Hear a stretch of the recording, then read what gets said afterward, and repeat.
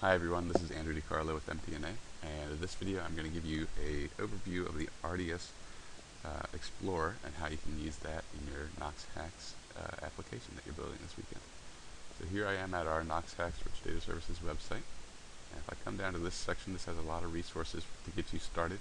First, we have our open source SDKs for JavaScript, R, and Python, which you can use. If you're using one of those languages, that would be a great way to get started with the API. And it really takes care of a lot of the work that you have to do in understanding the API and gets you the data quickly, so you can start working with it. If you want to interact with the API directly, we have the Swagger API documentation here, describing all the calls you can make and the different endpoints.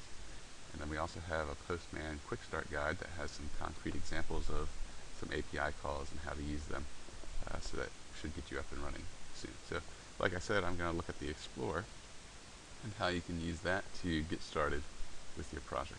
So I'm going to use the Google Mobility Reports as an example data set for this. So this is the RDS Explorer, and we're in the data view here.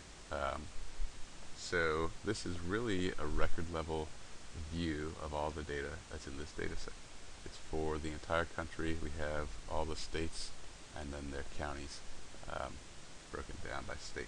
If you're here and you want to look at any of the other data sets, you can come to this change data product, and that will give you the catalog that you can go search through, and you just select one and go there. But how can you use this in your application? So over here on the right hand side we have the variable metadata. This is the FIPS52 state code here, and actually it might not look like a state code because we've got the name here of the state.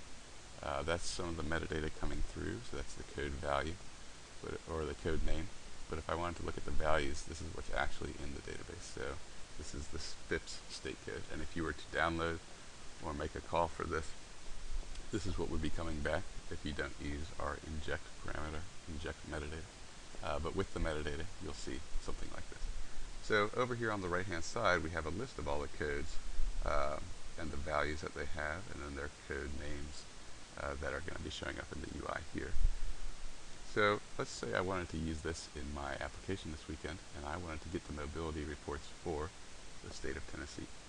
Well, I can come here to the filter section, and I can search for Tennessee, and select that and apply my filter. Now we'll see the records went from about 388,000 down to 13,000. And then even more, if I wanted to, I could go to the different counties here and search for the counties that I'm interested in here, maybe Knox County, and apply that filter. And then we have 149 records for Knox County. So great, I can see this all in the user interface. Now what do I want to do, or how do I get this data for myself to work with it? Well, this whole user interface is based off of the API, so everything that we do here you can do in your own application, or you can get the same information in your application. You can get all the variable metadata, the codes, their values, and all that.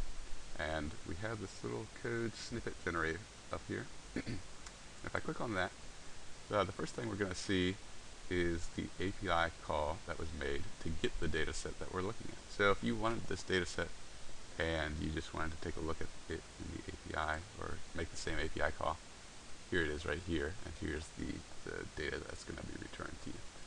So this is kind of a real quick and easy way to get used to the API, or if you don't understand something and you want to see how we did it here, you can come play around, find the data set you want, and come up here and see all the options and the parameters that were used to get what we have. Now we have the same thing for our open source libraries here. We have the JavaScript, R, and then I'm going to be adding the Python one in by the end of today. And we have a code generator here, so that you can just come and copy this and go put it into your JavaScript or into your R code, and that will make the appropriate calls to download this data set in those applications, and you can have the data set ready to use right there. So this is really a great way to get started if you're using our SDKs. It will do all the work of actually making the call and getting the data for you. And if you need a link to those, we have those here. This will take you to the GitHub repository to get each one of those things. So that's a great way to get started. But if I wanted to use this data offline or for myself, how do I do that? You can also have different ways of selecting the data or that you want. I'm going to use this select all. This isn't a very big data set, so that's what I'm going to do. But if I only wanted to get a few of these variables here, maybe I'm not interested in the transit station because whatever reason, I can come up here and unselect that variable. And then I can come over here to this variables section and just view the subset of data that I want. So that got rid of that transit one that I unselected. Also, another thing to be aware of, if you wanted to look at just the variables and not all the data, you have this dictionary view that's going to be a little faster to go through because it doesn't have to make the call to get the data every time. So if you just wanted to search for variables, this could be a good place to start as well. Alright, so now I've got my subset. This is what I want, and I want to get a CSV file or something to work with for this. I can come over here to our packaging section, and that's going to tell me I've got 8 out of 9 variables selected and 149 records selected, and here's the filters that were applied to get that number. So we say, yep, that's what we want, and I can add some output formats. Now we have some bundles and then just single formats. Bundles are pretty much just groups of formats that we've put together that we think are useful. This power user one comes with ASCII, a CSV file, a PDF code book that's going to have frequencies generated specific for your subset, and then the SQL, SAS, SPSS status syntax that you need to recreate this thing in any of those applications. So I'm going to select that.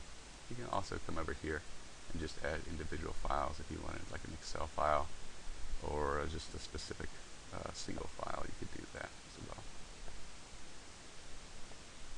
Let me go ahead and package and download this now, and we can see it's done and ready to go. You can download that and get using it.